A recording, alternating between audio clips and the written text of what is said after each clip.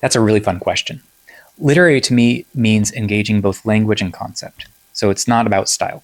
You can have a clean storytelling approach like Barbara Coleman's that is also very linguistically engaged. And you can have something that's complex and beautifully written, that stream of consciousness, but all of that functions as a screen from what's actually happening in its concept, what's undoing in it. So, a way of avoiding that. There are two things you have to avoid, too, with doing a literary zombie apocalypse. It can't be nonviolent.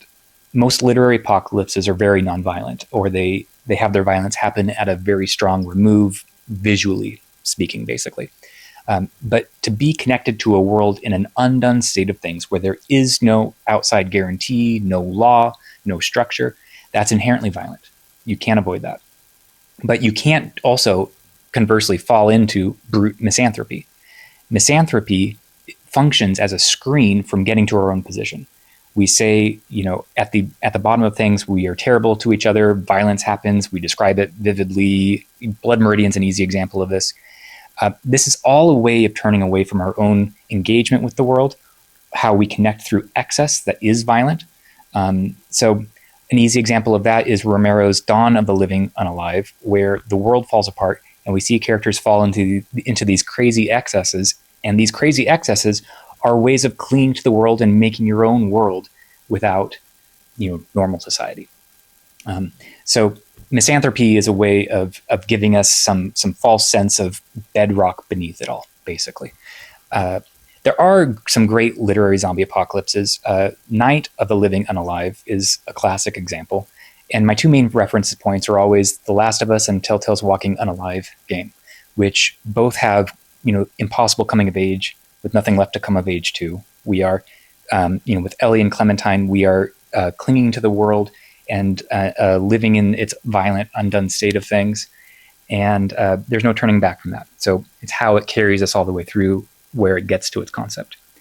With Where We've Made It Dark, we start with zombies on the other side of the world. So we have characters who are having these conversations, not able to do anything about their zombie apocalypse.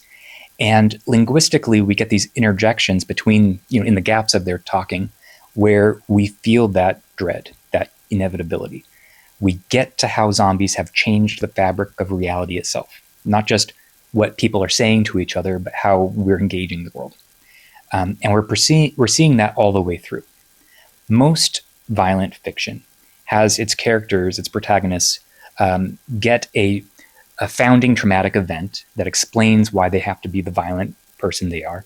And that functions as a fantasy buffer between who they used to be and who they have to be or who they are now. And that allows us to enjoy both things. We can fall into the fun of them being violent because we see that inner core of who they used to be. Where We've Made It Dark undoes this. It completely undoes that function by not giving us the buffer. We start from a normal person, young 19-year-old girl, first summer vacation after college.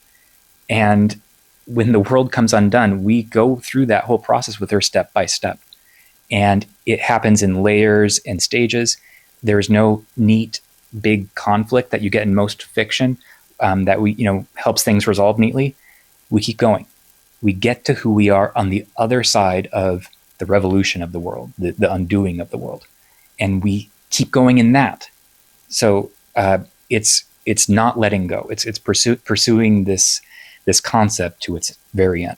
So what we're getting is the formation of a violent subject. And we're seeing that process all the way through. There's also, with zombies, a necessity to how we're connected to them. The way we're structured needs a zombie figure, is connected to a zombie figure.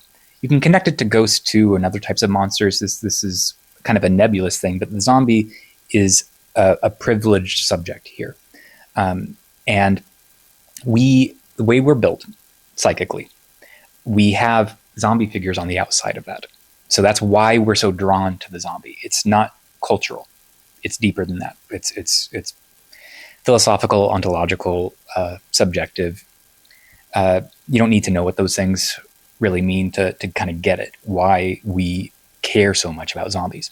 So, that's a deeper subject, but there's a huge necessity for engaging the zombie on a literary level. So there's other works I I mentioned they do that already. And Where We've Made It Dark takes that concept further.